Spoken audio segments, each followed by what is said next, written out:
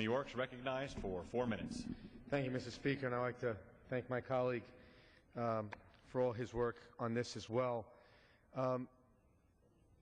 It's a great opportunity to speak on this bill, 2606, the New York City Natural Gas Supply Enhancement Act, which would authorize the Secretary of the Interior to allow the construction and operation of a natural gas pipeline facility in New York portion of the Gateway National Recreational Area.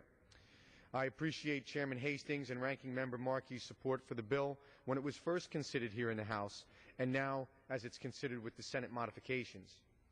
Further, I wish to extend my sincerest appreciation to a good friend and my colleague from New York, Mr. Gregory Meeks.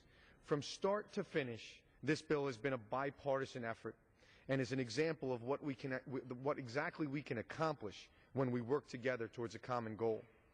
This project will be the first bulk natural gas transmission project in Brooklyn, Staten Island, and Queens in more than 40 years. The 5.2 million people living in these three boroughs are demanding more and more natural gas. Natural gas, as we all know, is reliable, it's clean, it's domestic, and it's economical.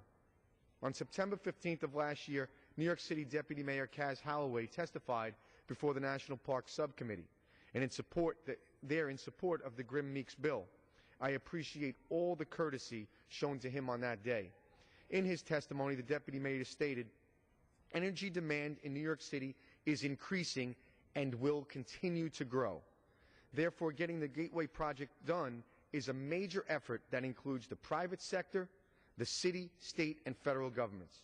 The Gateway pipeline project will generate approximately $265 million in construction activity, create almost 300 local jobs, and bring in about $8 million in annual local revenue for the city of New York, providing much-needed short and long-term boost to our economy." Following House passage, my colleague Congressman Crowley praised the bill for reducing the use of two so-called dirtier fuels, number 4 and number 6 oil. The Senate modification of H.R. 2606 resolves concerns raised by the National Park Service about the House bill and now has full National Park support, as well as that of the Partnership for New York City, the Regional Plan Association, organized labor, and Mayor Bloomberg. When I came to Congress, I promised my constituents in Staten Island and in Brooklyn that I would find fiscally conservative ways to create jobs and get our country moving again.